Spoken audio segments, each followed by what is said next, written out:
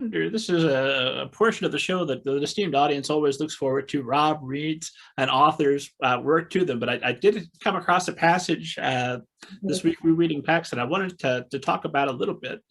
So the passage is, a human came then with a stick. Both our parents screamed at us to run home. We stayed, we saw. The human raised the stick, and in front of our eyes, our mother and our father burst into blood and fur and shattered bone spattered over the snow. So this is the fox Bristle. She's relaying the trauma of losing her parents, and after this trauma, she stays with those bodies for over 24 hours, and then after a snowstorm, she discovers her sister has died. This is an extremely dark passage from a book that, while dark, is not overwhelmingly dark. It's a hopeful story that does take us through to the other side, certainly by the end. But that was a very dark section. I wondered, where is the line that's where you're too dark? We said 9 to 12 is the ideal reader age for a story like this. And also, how much of a difference does it make that when we're talking about this, we're talking about foxes as opposed to humans? You caught that. That's one of the big things. I personally don't have the writing shoulders to do that to a child character. I know that about myself. I don't have that strength. That was you. I think that's probably the harshest piece in the book. So one thing I did was I gave the things that I could not have done to a child character to the foxes, and I gave it off stage. So that does not happen in real time. That's Bristle talking about something that happened, I think, 2 years before, when she herself was young. 2 or maybe even 3. And yet it's awful. It is still a devastating. But when I wrote this book, there were, I believe, oh my God, could it be really 60 million refugees in the world? 60 million people driven from their homes from war. And I believe the number was half of them were children. So to me, this is a really serious issue, and I'm not going to shy away from how awful things can be. I wanted you to know that this fox and many foxes have a right to be afraid of us. They are right to know that we can commit violence. So I felt I had to do it.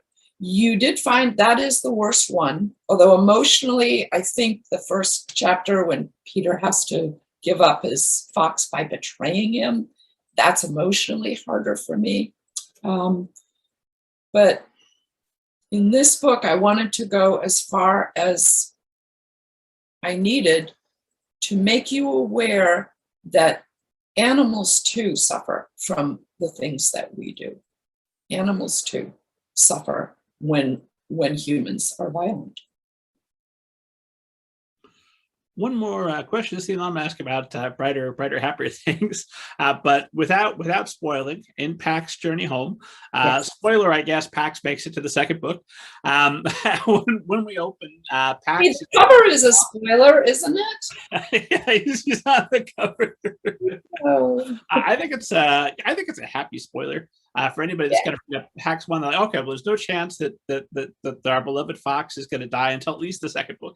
I can count on that. So, chapter 1, he's out, he's hunting, and he's come across, I believe it's a warren of dead rabbits. There's children, young rabbits, baby rabbits there, and then he's also come across some baby chipmunks, which of course is, I assume, thematically important, since as the cover spoils, Pax is going to be looking at, or is going to be experiencing fatherhood soon and very soon. But that was a dark image to hit us with. Oh, look, our friend Pax is back. Here we go. It's time to get back into the swing of things. And it seems like it's almost you're setting the tone, or the tone for the reader, that this is going to be a book that talks about nature seriously. I assume is the reason you do that. What other reasons for opening with that? It is a hint. It's a foreshadowing. And you can skip it at this time. You could just say, oh, Pax, maybe he ran into a warren of dead animals, but oh my gosh, he's so excited and he's going to go home and find out he's going to, have kids. You can skip that one, but there are going to be a few more of them. And at some point, I think it's clear that I'm foreshadowing a grave danger to the young. Once more, my job is taking the side of children. That's my job. I feel, as an aside, that something big happened to me about 15 years ago. I don't know, I was starting the Clementine series and this happened to me. I overheard a quote that just changed my life, and it made me realize, long story short, made me realize my job is not to write books for children in the sense that here you go, here's a present, it's destined to go to you. My job is to write books for children in the sense that they can't tell their own stories, but I can do it. So go do it for them instead of them, in their stead. So because of that, and I take that really seriously, I'm taking a stand here and I'm saying, think about the things that we do that affect children. And one of them is wrecking the water. So I had that in the first book, the war is about water, and I couldn't change that. So now I know, okay, the war is about water. And too often when we want something in war, when we're warring over something, we end up destroying it. We want a city, we bomb it, not us, but humans tend to. So I figured that, okay, a lot of this water now is going to be wrecked because of war. It's going to be tainted. It's going to not be potable anymore. And of course, we all know what's been happening to kids in Flint. Children, especially when they get water that's not pure, that's contaminated, their nervous systems are just starting to develop and they're affected more. So this is me taking a stand for those kids in Flint and for kids everywhere who don't have clean water. So you will find that, yes, that is the big threat in this book to the animals, is the water isn't clean. The water isn't safe anymore. And once again, kids and animals weren't asked, hey, should we go to war? Are you okay with that? Because they would have said no. All the kids I know would have said no. So yeah, that's what's going on. I'm planting that. On the other hand, also Peter's whole journey is with people who are healing that. He joins up with the water warriors. So that's balanced out. So we say, yeah, maybe humans have done something pretty awful with a natural resource that we all need. Same time, we can fix it. We can make sure that water's clean again. We can put that same kind of energy and organization behind a project that fixes what the other one wrecked. So yeah, it is dark. These are the darkest books I've ever written, but I really think that it's important that someone takes the stand for kids and animals. It says, simply, let's think about the cost of this. Whatever it is you're going to do, I want to know the cost of it. I don't care. Don't tell me how much war costs in money or how many troops are going to be sent over. I want to know everything. Tell me how much water is going to be ruined. Tell me how many animals will be displaced. Tell me how many will lose limbs. Tell me, we got to know this before we make a decision or even are part of a country and a government that makes that decision. We should know more than we know, more than we're told. Anyway, I hope that's what comes out of this book. I hope, 20, 30 years later, kids have read Pax and they're in a position to vote at the very least, that's what they think of as, what would this war cost? What would it really cost? What would it cost to kids who are displaced? What does it cost to refugees? What does it cost to the earth? What does it cost to animals?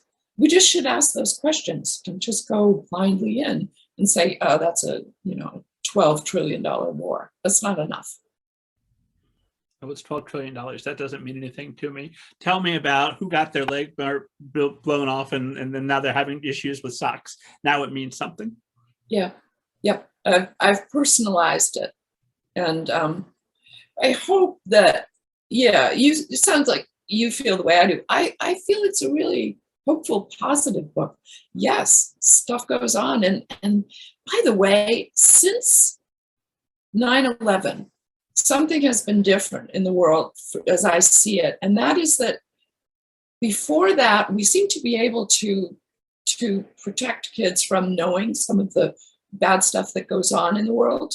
And I was out I was an author then when that happened. And I used to ask kids, what are you worried about? Because I was writing a book about a little boy who worried about things. And so I would say, what are you worried about? You can write it down anonymously if there's something you want to talk about.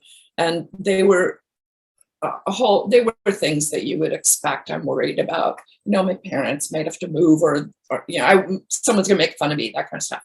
After 9/11, I started getting pictures of airplanes hitting buildings and just awful things happening. And I realized, the social contract between adults and children has changed, and we're not going to be able to go back. So kids know about war in a way that 20 years ago they might not have known about at 5, 6, 7, or when they're too young to really put it in its perspective. We can't do that anymore. There's just too many screens around. So I think that our job as writers then changes to say, okay, bad stuff does happen. Here's what you can do about it. Here's how you can make sense of it. Here's how you can be part of responding to it well. That's how I feel anyway.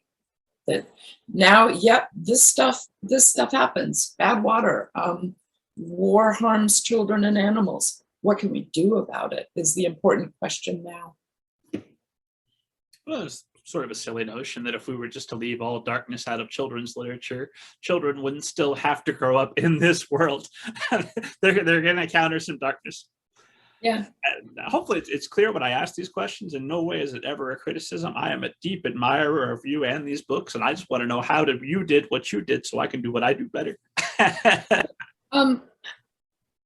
These things were really hard for me. And I guess in the beginning, I thought I was being lazy by giving it to the foxes, to the worst things to the foxes, or I was like taking the easy way out. But I'm not sure that's true anymore. It was hard to do it to the foxes, the harm that had to come. And boy, it's hard for my readers too. My readers really care. Some of them are really, really connected to animals. And one thing they taught me, which I hadn't really thought about, was how upsetting it is as someone who loves an animal, how upsetting it is to not be able to explain things. I hadn't really thought that through, or hadn't really seen that was a very, very hard thing. It's when Peter has to release Pax. The ache there for some readers is, but he couldn't tell him why. He couldn't say, I'm so sorry, I don't mean this, or I'll come back for you. So they've had those experiences with animals where we really don't share the same language, so we can't talk to them. I think that's why, in fact, I let you feel during the book, which I do feel, is that they know. There's a scene in Pax's journey home where we understand that Pax does know and forgive Peter. And Peter knows that he's forgiven for what he did in book 1. And I believe that, but I also think it's really important to say it.